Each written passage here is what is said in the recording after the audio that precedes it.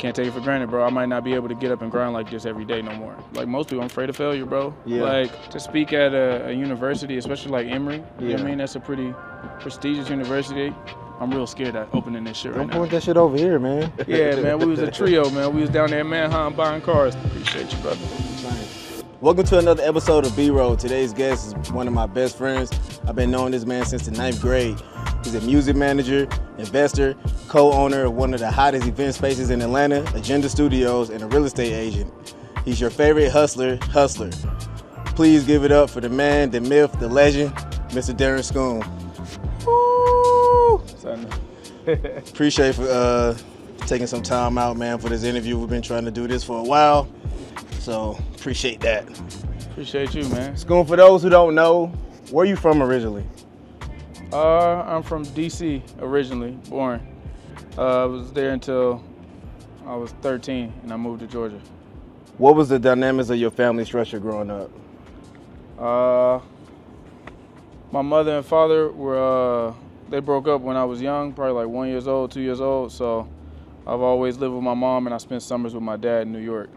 Was it a particular reason for you to move to Atlanta? Yeah, it's a very long-winded answer. But even the short version. The short version, I would say I always agreed to move with my dad from my high school years, where it was supposed to be middle school, but we pushed it back. And then once 9th grade came, yeah, it was time to move. So you pretty much was like Trey from Boys in the Hood.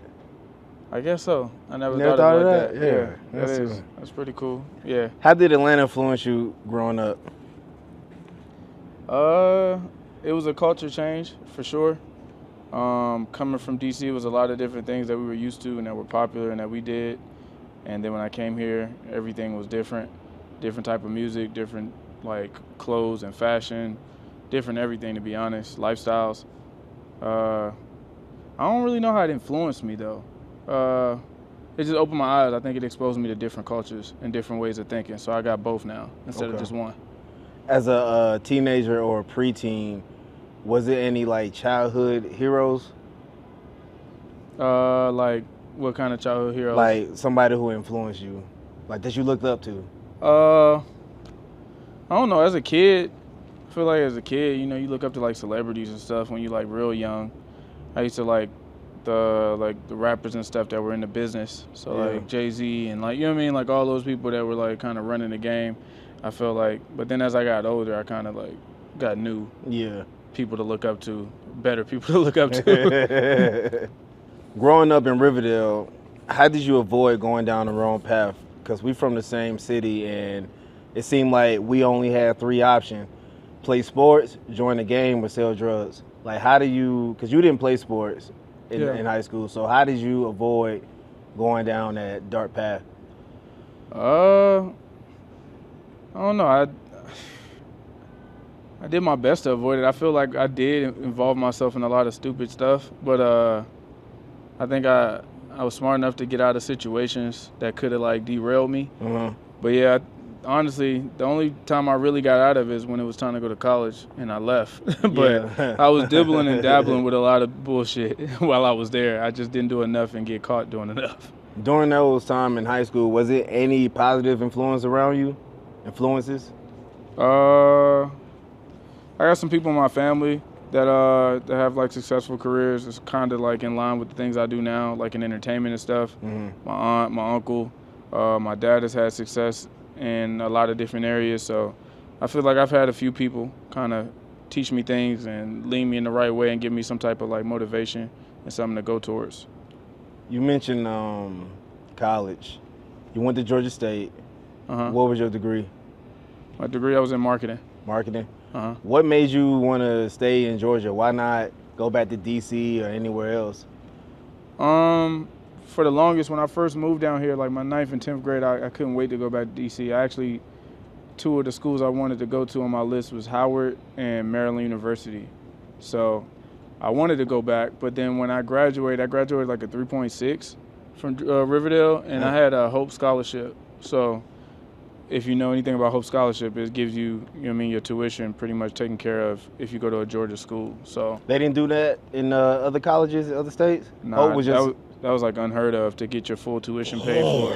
Especially like 3.6 is a good GPA, but that's not like top of the top. Like usually people, if you get academic, it's like 4.0 yeah, type you shit. got like all A's. So I'm like, fine. for me to be able to get my school taken care of and still like, you know what I mean, have decent grades, I was like, bet, I'll just stay here and take advantage of that scholarship. You visited Stanford though. Yeah. Why? What was that?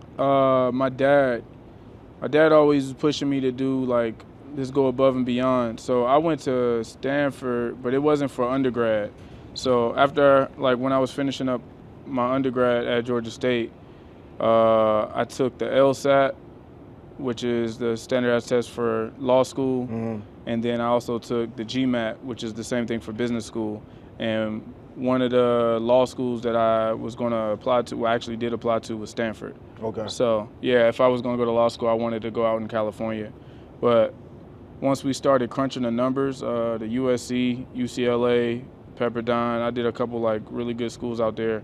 And I was able to get into some, but the only thing was out-of-school fees. I mean, out-of-state fees. Yeah, and so by the time you do the math and you pay attention to, like, how much you was going to pay in tuition, it's just a big decision to make. You know what I mean? Going 6 figures in debt for college. Trust me, bro. It ain't worth it. So, yeah, I got cold feet and didn't want to go anymore because I didn't want to, like, make a decision that I was going to have to stay on that route for the rest of my life. And it seemed like you don't regret that decision either. Not at all. Describe the moment when you realized you didn't want to work a regular 9 to 5 for the rest of your life. Around the time I was in college, around my senior year, senior year, I was an intern at NBA TV. Okay. That's like part of Turner Broadcasting. And so basically with them, I started off as an intern, then I got hired on, and I was supposed to be working like full time, but then slowly but sure, like a few months in, the NBA had a lockout. That, like, I don't know if you remember that, like a long time ago. Yeah, it was around that time.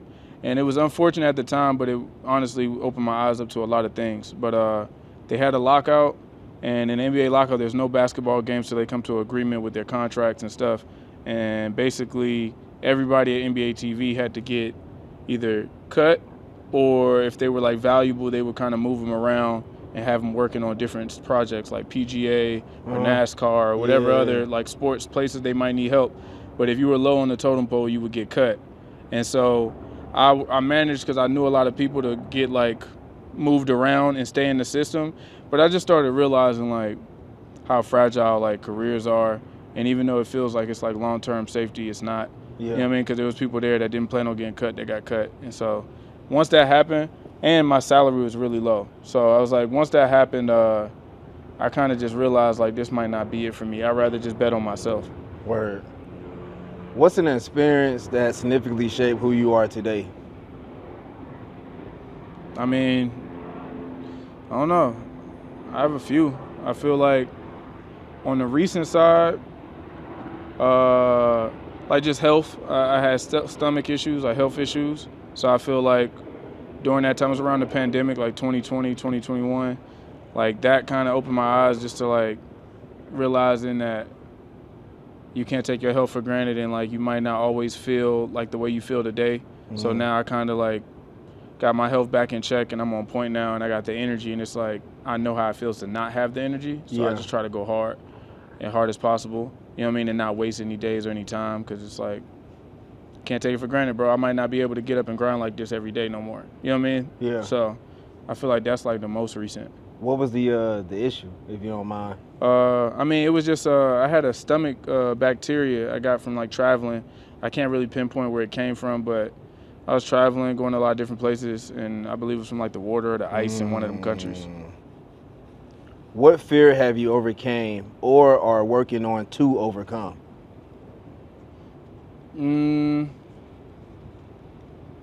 I feel like a lot of people deal with this fear, but I mean, over the last couple of years, I think getting older, I'm overcoming it. But I would say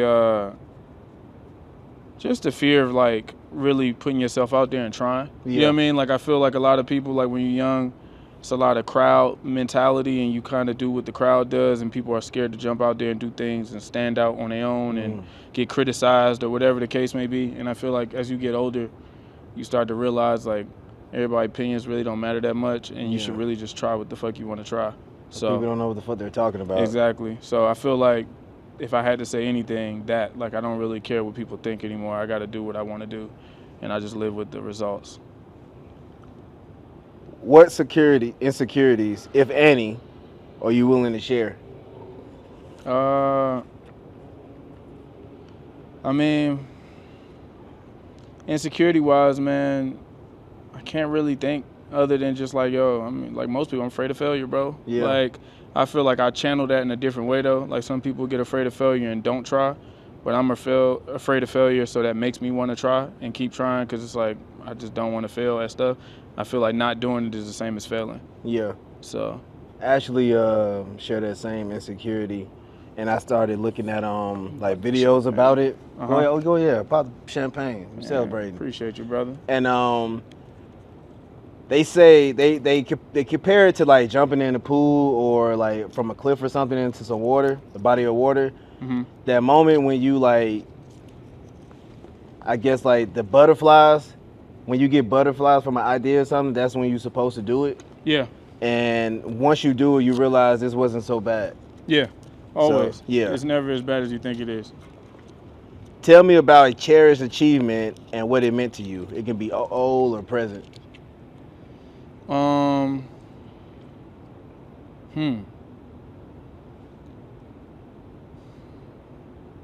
Speaking at Emory recently was I knew you was gonna say that. Yeah, I was about to say that was that was like last month? No, it was in March, 2 months ago.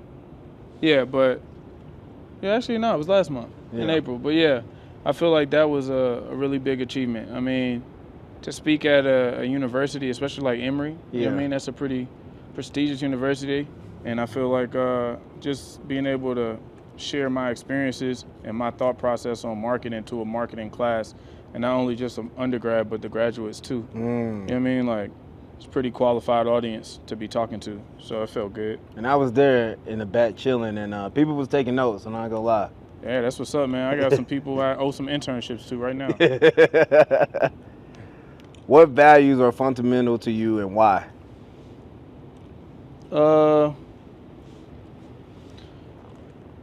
Ambition and discipline. Okay. I think those will probably be the main two.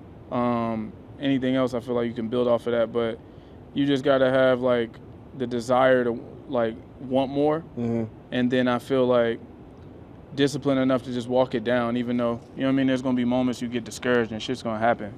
I feel like that those two are the like foundation to all this shit. Everything else can be built on top of that. But if you want more and you can stay disciplined and do what you need to do to get more, everything else will figure itself out.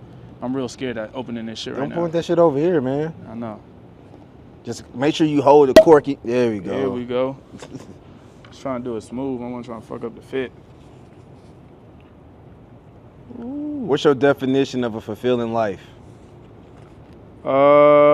It's funny. I just had this talk with Will the other day, but I think living a life that I curate for myself, that I think is just like I can get rid of or subtract all the negative things. Like anything that I don't like, if I can get that out of my life, is great. Like I don't like cooking, so if I could hire a chef. I don't like cleaning, so if I could hire a cleaner. Like if I could just make my life everything I like doing, that's great. Like, you know what I mean? Like, that's perfect. 24 hours of what I like to do all day. That's a fulfilling life. My boy ain't go cheap, boy. He went big on big. Got the Moet. Hey, man, I see you, man. It's a real deal Holyfield. I like how you treat your guests, man. I treat all my guests with champagne, man.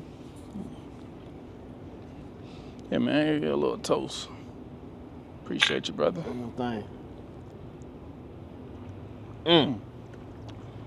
Perfect with the sun. Since the 9th grade, you always had this tremendous amount of confidence. Was it anyone or anything in particular that helped you build up the confidence you have today? Oh, yeah, for sure. I had to give all the credit to my pops, to be honest, man. Not all of it, but most of it. I feel like my life is a cheat code. Ever since I was, like, young, my dad always used to have, like, just real adult talks with me. I feel like he never talked to me like I was a kid. So I'm like 9, 8 years old, road trips with him. Like he would just talk to me like I'm an adult. He'd pick my brain, see how I think. And I feel like he gave me a lot of wisdom and his experiences. He told me stories. So it's like I went into my life with the experiences of a grown man already. Because like even though I didn't live his life, he told me enough stuff to happen with him that I already learned from all his mistakes. So it's like when I got out here, it just felt like I was already 30. You know what I mean? And I was only like fucking 15. So yeah, it was cool. But I feel like that helped me a lot, and that gave me a lot of confidence because a lot of things I saw coming before a lot of other people, I guess. All right, let's move on to big business with Scoon. Mm-hmm. What made you decide to invest in an event space? Well, I've always been investing in stuff.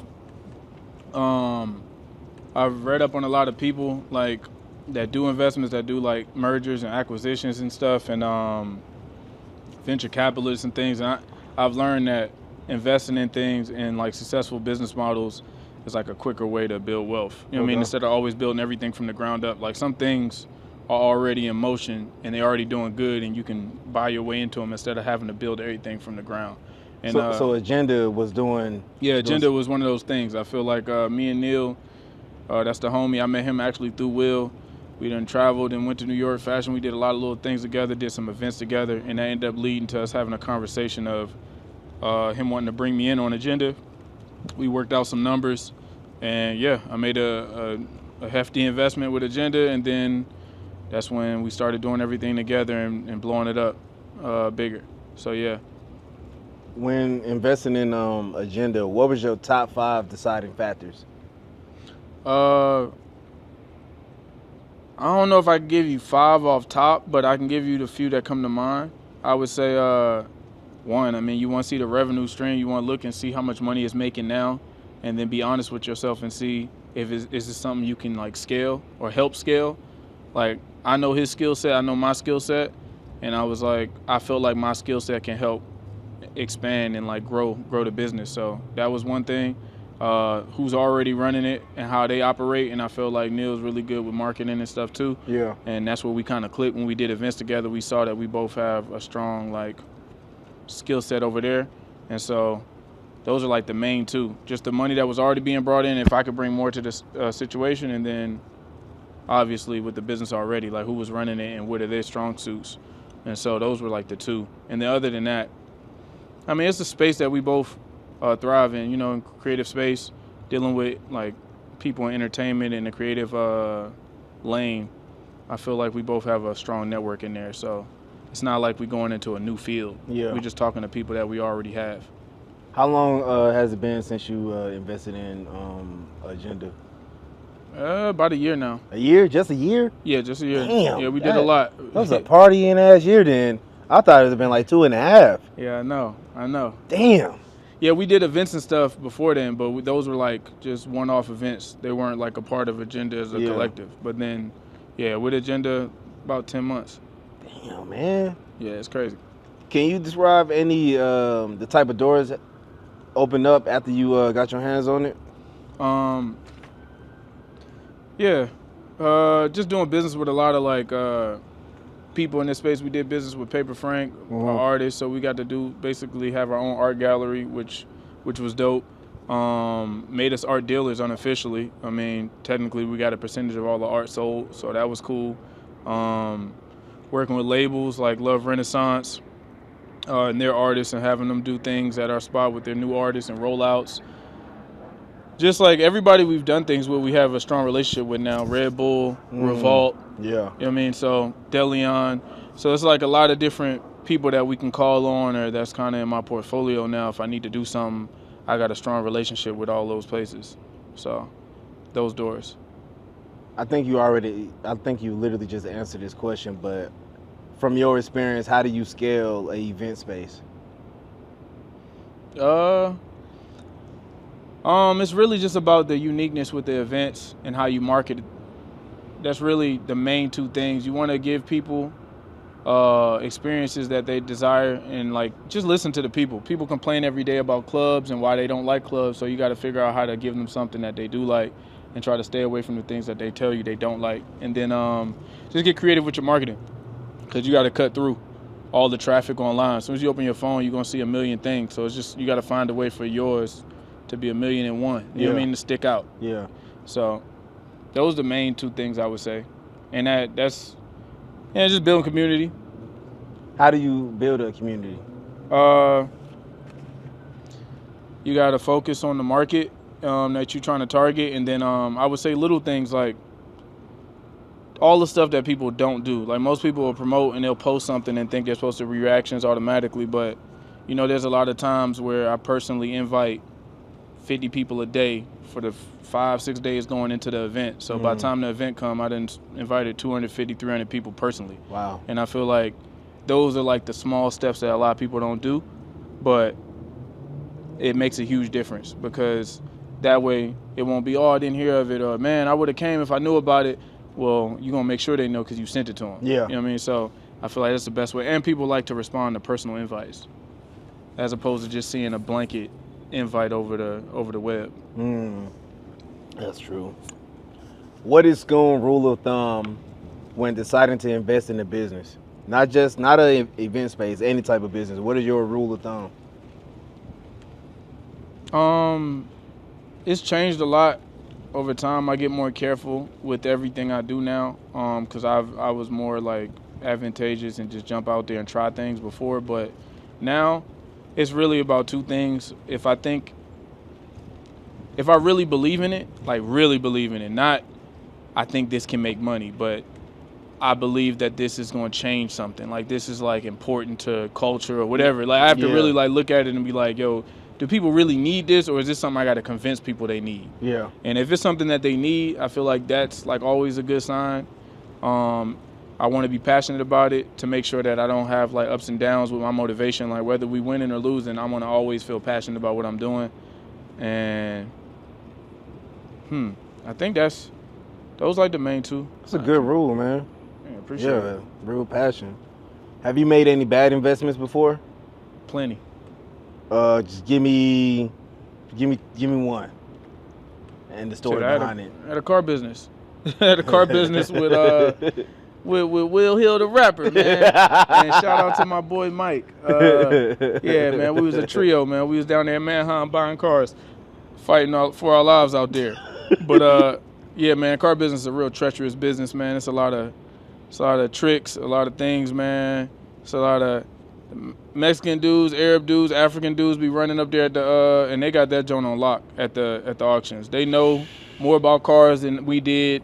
They can make cars look like they broke and not be broke. They can make cars look like they work good and not be good. Like, yeah, just being in your 20s and starting a car business, bro, you gonna take some L's. Like, we done sold some nice cars and it worked out. And then we also bought some lemons that literally like was breaking down on us this first week we got it. Damn. So it's like 2 steps forward, 4 steps back, damn near. Yeah, we ran that for like 2 years. What was the learning lesson behind all of that? Fuck cars. Nah,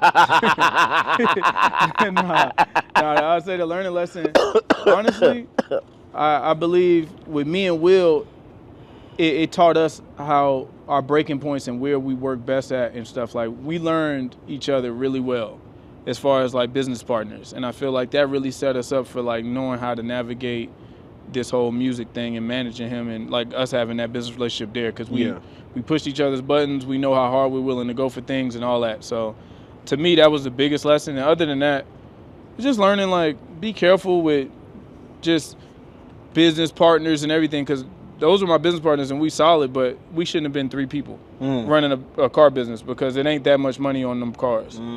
Like the profit is cool, but it ain't enough to be split in 3 ways.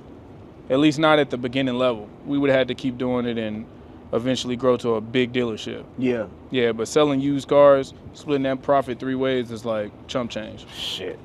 Sorry about that. Yeah, it's all good, man. Live and you learn. How do you keep a healthy relationship with your business partners? Great questions, bro. For real? Yeah, man, appreciate it, man. Hey, man, you right. I feel like I'm walking right into them.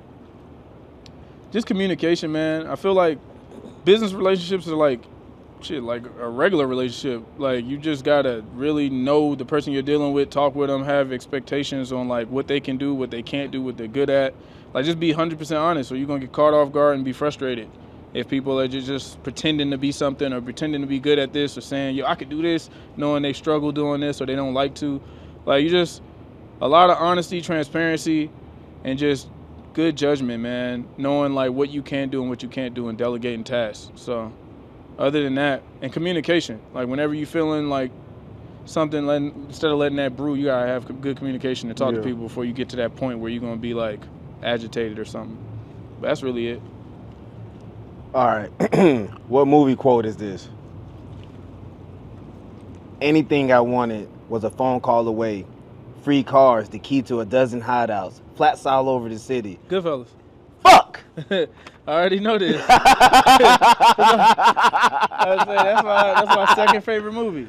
Yeah. Henry, Goodfellas. Yeah, man, I already know. That's my guy. How much of an influence does movies play a role in the way you market yourself and your business? Major. I grew up on movies. My uncle took me to movies a lot when I was young. Like, you know, as a kid, that's what he liked to do. So he ended up taking me to movies a lot. My dad, same thing. Yeah. In New York, I feel like it was like a kung fu craze for a while. Like I used to watch like all the kung fu movies, like Drunken Master and shit. Yeah.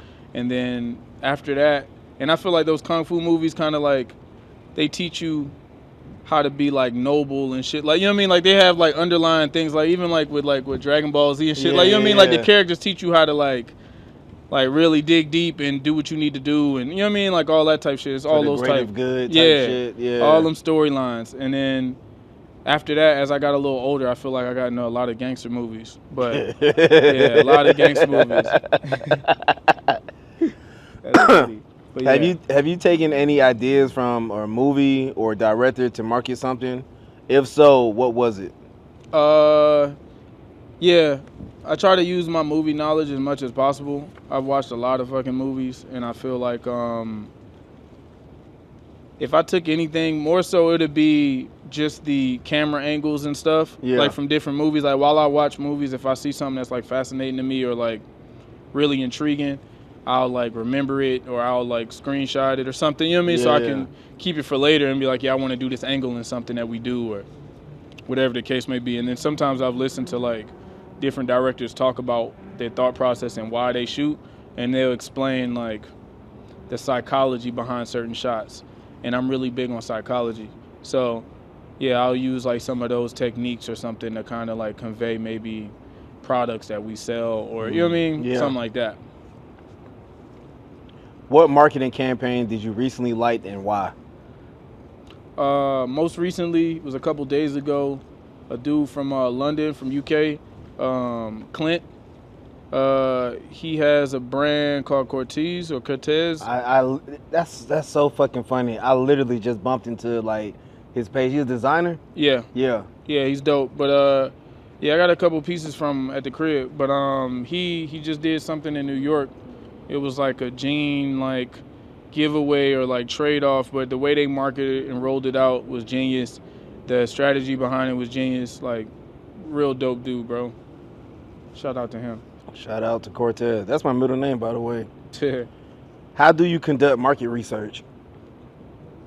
I mean, really, it's just the numbers, to be honest. Just gotta pay attention to the analytics and know what to do with it. Study it, like Spotify, for example, or like anything. Just see what people are like getting attracted to, and paying attention to everything you put out. What are the reactions to it? What's spiking and why it's spiking? Sometimes you gotta ask the audience what's going on. Put polls up on the gram. Figure out what they like. I mean, involve people. Everything's just about communication between you and the consumer. So, just numbers that'll help you figure that out. That's just how I go about market research, to be honest. You may have just answered this with the numbers, but how do you measure the success of a marketing campaign? See what I mean? These questions, man, crazy. I mean, the way I measure it is just did we do what we set out to do? Yeah. You know what I mean? So usually before we roll out a marketing campaign, we have a goal in mind, whether it's to increase listenership somewhere or like get a new market or, you know what I mean, sell a certain amount of items or whatever the case may be. So whatever the goals we set out and draw out, I measure our success on did we accomplish them. Okay. Yeah. We're going into artist management now. Got you. You manage Will Hill, the rapper. Numbers are going crazy on Spotify. He just dropped a song with Isaiah Falls. Video was amazing. Song is dope. Shout out to That whole Isaiah. project that he did was amazing. What So- made you decide to become Will's manager? I mean, it's like one of my best friends, me and him, you. So it's like keeping in the family. But I mean, he wanted me to. He reached out to me and asked me to. He knows how serious I am about business, and like the same way he's passionate about music, I'm passionate about learning about business. You know what I'm saying? Yeah. And I guess he just entrusted my trajectory and what I'm on to help guide him with his music. So, but I believe in him. He's dope. He's been a dope artist. He's been getting better and better every year. I feel like he's really great now. Like, he was good to start, but he's really great. And yeah, man, like I said, if I believe in it and I feel like I like where it's going and where it's headed, I feel like if I can help it, then that's really the main deciding factors. You and Will recently went to LA to produce your own show. Can you explain what and who was all involved in the process? Yeah. So yeah, we went out to LA. We had a show out there. What was that? That was like maybe a month ago. Yeah, about a month ago. Yeah, but we had a show out there at Peppermint Club. They're a Live Nation venue. It's kind of hard to get in touch with them and get booked for them. There's a lot of artists out there who can't get the show there. That's what we were told by the people out there themselves. But, you know, it was a process walking that shit down. We've thrown 2 big mansion parties out there in LA. And over time, the DJs that we've hired, one of the DJs, Rose God, shout out to her. She was my connect to connect me to the rep at Peppermint Club and with Live Nation so we can have a conversation. The work we've done with Will's numbers, everything checked out. When they looked at Will's Instagram, they looked at his Spotify, his numbers and everything. They had faith in us and believed we could bring out a crowd. And, yeah, they put us on the board. And once they gave us a date and a Ticketmaster link, we started promoting it and had marketing and rollout ideas. We brought in 500 racks. She the homie. Shout out to her. Shout out to her manager, Carell. Shout out to Fawcett, their DJ. But, yeah, and that's the homie, too. But just brought all our network and resources from LA in, tried to bring as much people from LA in as possible so we can have a cohesive show. Because, you know, this is a away game for us. Even though we go out to LA a lot, it's still good to bring hometown where you're at. And, yeah, those were, like, the main things. And then it was just marketing from there and pulling up and executing. What was the end goal? When y'all went out there, what did y'all want to accomplish? End goal, I mean, so everything's about stats and numbers with these labels, and they want to be able to see mainly 2 things. How well you stream and if you can put asses in seats at shows. You know what I'm saying? Like ticket sales. And so those are like the 2 things that they're all like judging artists on. And so we've been doing well with the streams, but it's like you can't just be a local hero. You can't just keep putting numbers on the board in Atlanta. Like that doesn't really make that much of a, you know what I mean? Yeah. So we went out to LA and the goal was to put numbers on the board, get tickets sold, and so we can start our portfolio of like different cities and where we're selling and that we're an act that can go on the road. What's the next city I want to head to? It's really about his analytics and where his strongest like listenership is. West Coast is his everything. Like his top 5 cities is West Coast. So we'll probably go out to maybe San Francisco. Bay. Yeah, the Bay Area. Sacramento gets a lot of spins on us too. San Diego, surprisingly. Yeah, there's a couple West Coast cities, so we'll probably just visit some more West Coast, but I think Bay's next. Okay. How important is it to you to show and let people know that y'all are doing this shit 100% independently? Super important. I feel like recently we've just had more meetings and about to shift gears and really start showcasing that because a lot of people, because of the way we move, I think we're signed. Yeah. We move around with a lot of signed artists, bump into signed artists, and we're doing everything they're doing, but I think it's a discredit to us by not telling people we're independent because if you let them think we're signed, you don't get the credit for how much we're doing and how hard this shit is to pull off. Yeah. So I feel like now it's kind of to take that lane of like a Nipsey Hussle type character where you start spearheading that campaign, letting people know what we doing, how we doing it, educating people on it, and kind of just be like the poster boy for that movement, especially here in Atlanta. I don't think there's nobody that I can think of that's really like the face of the independent movement here. Yeah. Like, I mean, there's probably some independent artists, but if they are, they're not really pushing independency like that. Yeah. So it's just a wide open lane, and I think we the people to do it. The last time I heard a rapper push independent in Atlanta was Gucci Mane in early 2000s. Yeah, exactly. Yeah. I mean, and there's been some good independent artists, but yeah, that don't be their narrative. You know what I'm saying? So it's just a matter of like framing it up, doing more interviews, speaking on it in the music, speaking on it when you get a chance to speak on it. You know what I mean? Yeah. And just be the face of it. When you move like that as an independent artist, what kind of message does it send to like the labels? I mean, you gotta look at the labels like I'll use street talk. You gotta look at the labels like a plug. You know what I'm saying? At the end of the day, they're looking at people and looking at artists trying to see who can flip money the best. They're trying to find places. They're an investor, so they're trying to find places to put their money where it's going to do numbers. And it's like, if I see somebody's already doing decent, respectable numbers by themselves, I'm gonna be like, well, if I add my money to the situation, they'll be able to go crazy. Yeah. Like, so if they look at Will and be like, oh, he already getting 100,000 monthly listeners by itself in the streets. If I add whatever, such and such money to it, we should be able to push millions. Or, you know what I mean? With this work ethic, like, all he needs is more money and he'll go crazier because I don't have to teach him how to work. Yeah. And so that's kind of what you showcasing. You just showcasing like, yo, I'm making a lot with little. Yeah. So if you give me more, imagine what I could do with it. Is there any desire to get signed at all? Yeah, but to me, you just get more leverage the more you prove yourself before the deal. Yeah. So I feel like we just need to hit the ceiling first. You know what I mean? We'll deal with the signing talk when that shit comes. But right now, the deals that we've had talks about weren't enough to make us excited. So it's like, yeah, and we still got room to grow. We know we can max out where we at. So it's like, until we hit a wall, it ain't really no point in entertaining it. Hypothetically, right? Yeah. Let's say the numbers are right where y'all want them. The tickets sales is right where you want them. Everything's pretty much perfect. What would be the perfect or the ideal contract for Will, or I guess like for y'all? Ideally, whatever it is, something that's not super long term. Yeah. You know what I mean? Like, deals to set you up to do more deals. You know what I mean? Like, you don't want to be in things that are multi-year, multi-deal contracts where it's like we locked up. Because, I mean, at the end of the day, if you just pay attention to the landscape, yeah, I hope and I wish that Will's an artist to stay here for 20 years.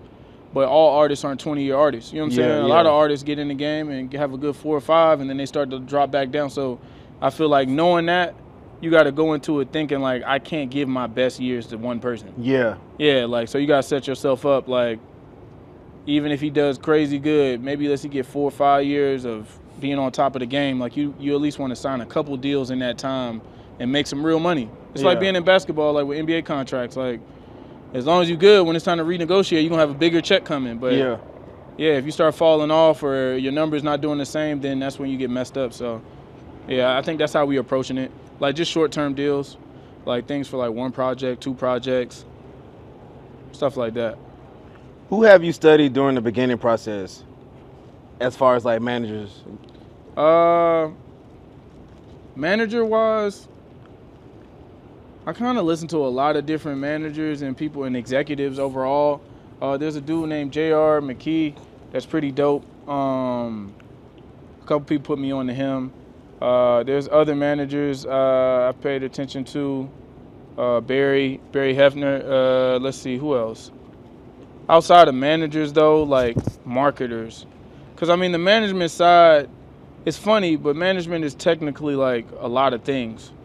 So, I don't know. I feel like marketing and pushing your artists in the beginning stages is more important. So I try to study marketers. Yeah. And so Steve Stout's one. Okay. That's really good. He's worked with Nas and a lot of other big artists and helped branch like the marketing side to rappers and artistry. And then there's a couple other people. I have to go through my list of folks. Do you have a top 5 managers? Top 5 managers? Nah, not really. Like Monopoly with Kanye. Like, there's certain people, but I don't know the extent of what all they did. Yeah, so I wouldn't want to okay. just say top 5, but I learned from everybody in those positions, and I take something from all of them. But I wouldn't say I know enough about them to just be like, yeah, they my top 5. Yeah, I feel like I would need to know like deep and see a documentary or something to know exactly why they're in the top 5.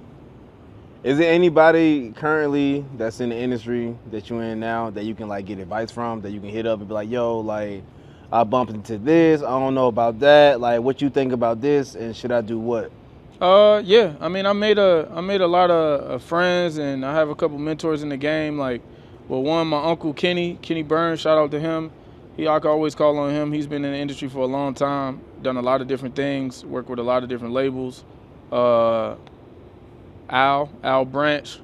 He started out with Rockefeller, and he's worked with like G-Eazy and a lot of different people and successful artists. My man Dutch, that's Crit manager. He a close homie of mine, man. Shout out to Dutch. But yeah, man, I got a lot of people I can call on and ask for advice and use their like wisdom or their experiences and kind of figure out where I'm headed with mine. Yeah. So yeah. That's what's up. Scooter Braun, Biggs Burks, Cameron all started off throwing popular parties before the fame. Is that a part of your blueprint? Yeah. That's also part of the reason for Agenda. Yeah. On top of the other reasons I said before, but Agenda,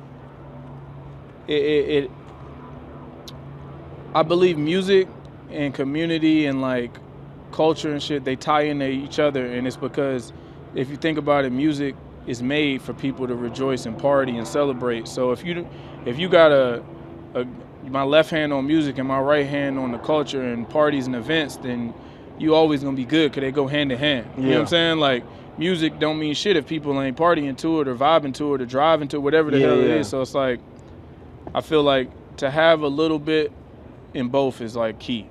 So, you know what I'm saying? Like, you're not leaving it up to chance, or you don't have to just deal with somebody else and hope they're going to do right by you. If you controlling the party scene and the music scene, you can make sure they both do what they need to do and coexist. What's the future for you in regards of being a manager? I look at this this journey with Will and the management with him as just a master class on management. Like, my mindset through this is we're going to make it. I have no doubt in my mind. And I'm just building my connections. Everybody I meet along the way, whether it's videographers, directors, music executives, CEOs, like funding sources, whatever. Like, I'm building up my Rolodex of people.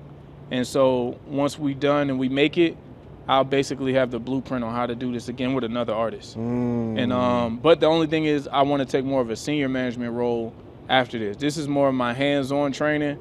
I travel everywhere. We book hotels, Airbnbs together, and all that stuff when we moving. And that's more of a more encompassing role, like a road manager, business manager, all that in one. But I feel like after this, I've earned my stripes, and I won't be on the road with no artists again. You know what I mean? Especially because me and Will tight, so it's easy. But I feel like me meeting new people, I'm not trying to be traveling with you like that. You know what I mean? So I'll let them have their own road manager, and I could be more of a senior, like, executive role. What's the future for Atlanta Fornia Records? Sky's the limit, bro. I feel like we should be able to do something similar to how QC was able to do what they did. And sell for a couple $100 million. You know what I'm saying? Like, build out a good roster of artists, push them all, get them all on the board, get them numbers up. And, you know, if we want to keep growing that company or sell it or sell a portion of it, whatever the case may be. But I feel like just grow it, man. The sky's the limit. Yeah. Any projects or events coming up in the near future? Anything going on with Big Scoon? Probably everybody's been asking about mansion parties again this summer. Probably do something. Do that. For that. Outside of that, man, the artistry with Will's going up crazy, so there'll be a lot more things that we're trying to do on a bigger level. I want to put together a festival this summer. If not this summer, by fall for sure. Just trying to find the right venue and get the right set list as far as, you know what I mean, artists. So just working, calling managers, seeing what everybody's prices are, trying to coordinate. They got their own show date, see when everybody free and we can get a date locked in. So, Yeah. But yeah, those are like big, and also getting a new space for Agenda. Yeah. So we're getting a big production studio. So we're gonna be doing sets and renting out like sets and stuff to content creators and everything else. So, How big is the new spot? it's a couple thousand square feet, bro. It's pretty big. Shit. Yeah, it's gonna be big. So we trying to make moves, just go bigger and better. We finalizing paperwork right now, so we ain't gonna have no opening date until we let this ink dry on the paperwork. But once that dries, then we gotta do some renovations. So I'll know something sooner. Okay. Sooner Shit, than man. later. That was all I had, player. One thing for pulling up on the Young Boss Hall. Hey man, I appreciate you, brother. Anytime. Appreciate you, man. And that's a wrap.